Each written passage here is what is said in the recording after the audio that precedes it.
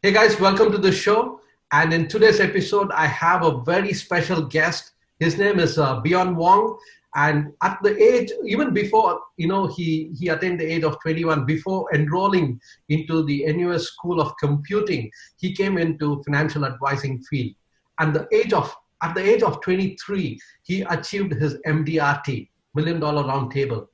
And by the age he was at 28, he was among the top 20 in the prudential agency distribution, in the whole of prudential agency distribution. And that's an awesome achievement. And let me welcome Bion. Hi, welcome. Welcome to the show. Hi, thank you so much, Raghu, for the introduction. Well, fantastic. Your awesome achievements there. And we would like to know on how you came. Why did you select financial advising as the field that you need to be working for the rest of your life? And what's your story? Yeah, so I actually got into this career back before I started university. So my intention was really simple. I needed to pay for my tuition fee, Mm-hmm. and because of my family background, Mm-hmm. I decided, of course, to take on this responsibility. Mm-hmm. So I was looking for part-time jobs, working around, and I got into this opportunity to become a financial consultant, which I know little about back then at 21. All I know was, just getting into university, get a degree, and then that's pretty much all I know.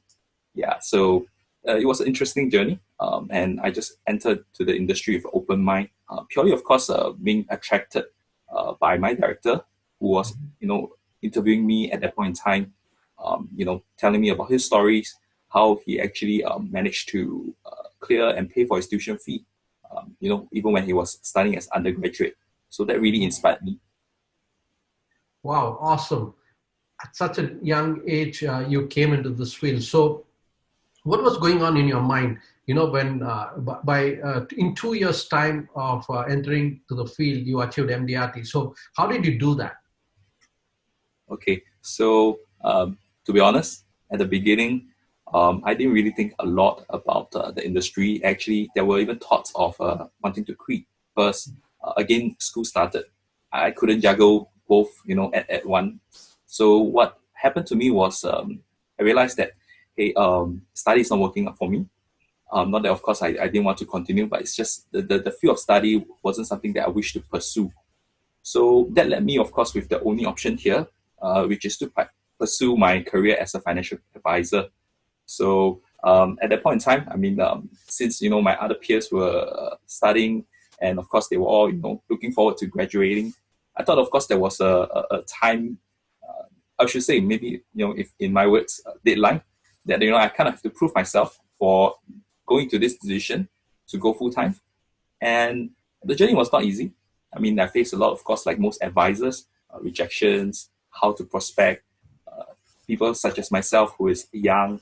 How am I going to, position myself in front of a customer who is 10, 15 years, 30, 40 years ahead of me? So it was challenging. But again, I think I constantly reminded myself that, at the end of the day, I think it's what's more important is really to know what I can bring to the table, the values, the knowledge, and of course, having experiences with different prospects who then turn into client. I think that, of course, really helped me to gear up towards MDRT. Wow, that's really awesome, awesome. So, when you faced rejections, and you have faced, I think, a lot of that, because such an young financial advisor. So, how did people believe you? So what was going on in your mind when you faced rejections? Well, to be honest, nobody likes rejection. I think the one thing, of course, great financial advisors, veterans can tell you the same thing is that nobody likes it, even as a veteran. I would say that, of course, the only way to really get out of this situation is to learn how to bounce back faster, how to learn from all this rejection, and I think, of course, perspective is important. So at the start, of course, I mean, I take it very personally because, again, I'm the one, reaching out, and people are just, rejecting me in a way in my face. But again, I think what really changed that perspective was to learn from the mistakes, perhaps from what they're telling me. And of course, I always believe that, failure is the mother of all success. So rejection, same thing as well. It's only going to get you closer to the appointments.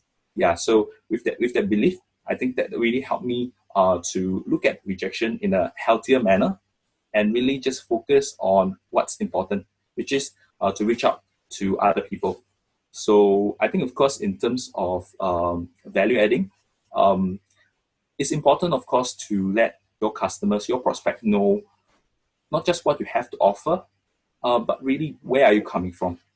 And I think, of course, one of the things that made me realize this over the years, over time, was the fact that, of course, I think what people are looking for, of course, other than trusting, getting to know you, getting to know your abilities, is also the sincerity of really wanting to help them. Yeah, I think that's really important. Fantastic, fantastic, awesome. So, what really drives you? When you face all these setbacks, usually what happens is most people, after a couple of setbacks, they usually give up. So, what really drives you to break through those setbacks?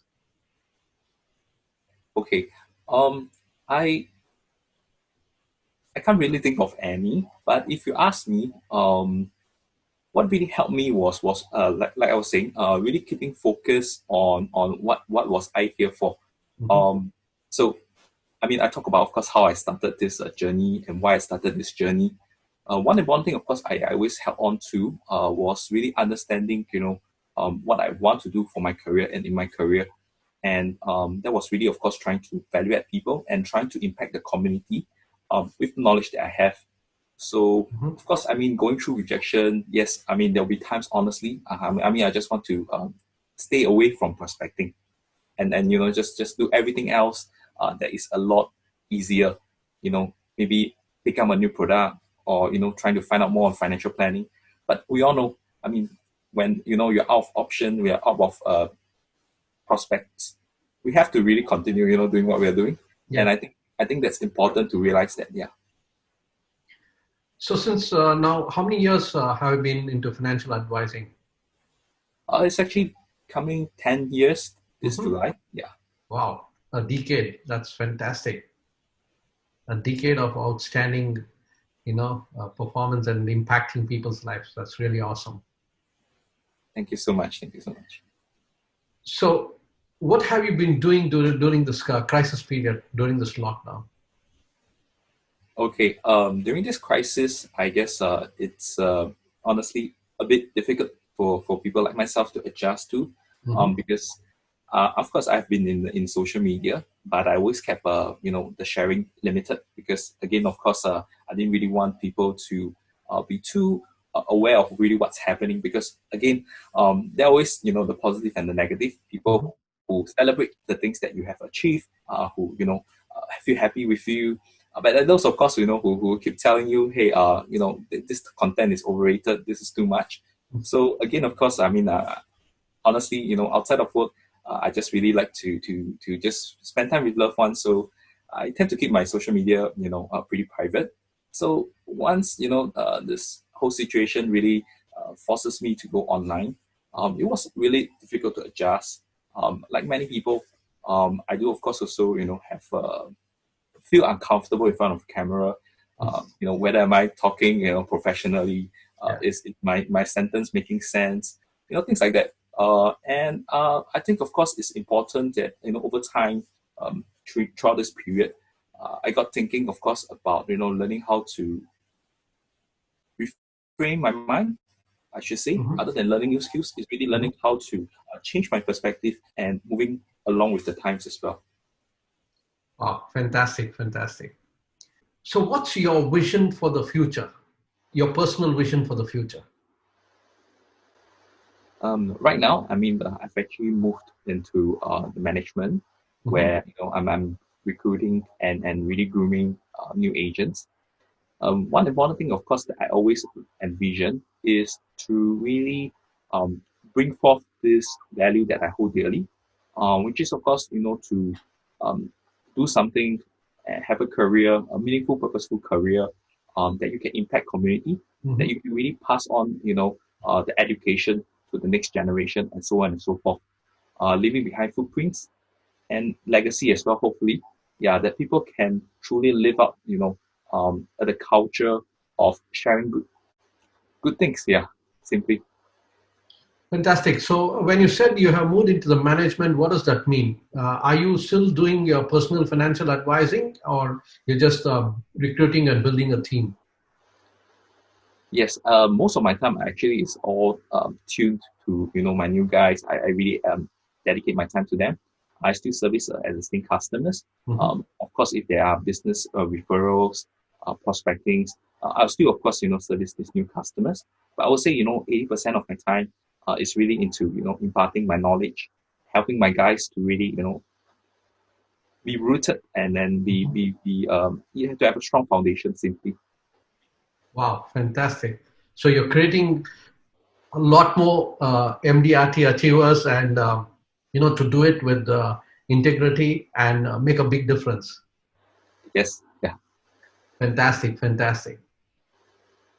So if somebody wants to avail your services, how can they contact you?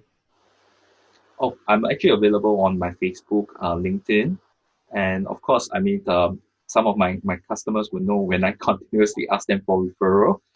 Is that of course they can always drop me a call. Yeah, and that's pretty much how you can get to link up with me. Well, fantastic, awesome, awesome, awesome. So, Bion, it was really fantastic talking to you and learning your story of how you overcame those setbacks and achieved, MDRT and became the top, among the top 20 performers in the company as well. And that's really awesome. And it was really wonderful talking to you. And it's a true inspiration. You are a true inspiration to not only to the other financial advisors, but to everyone else. So I wish you all the best for your future, and continue to do the awesome work and continue to impact more people's lives and making a difference in their lives. Thank you so much. Thank you. It was Pleasure. wonderful talking to you. So keep in touch. Sure.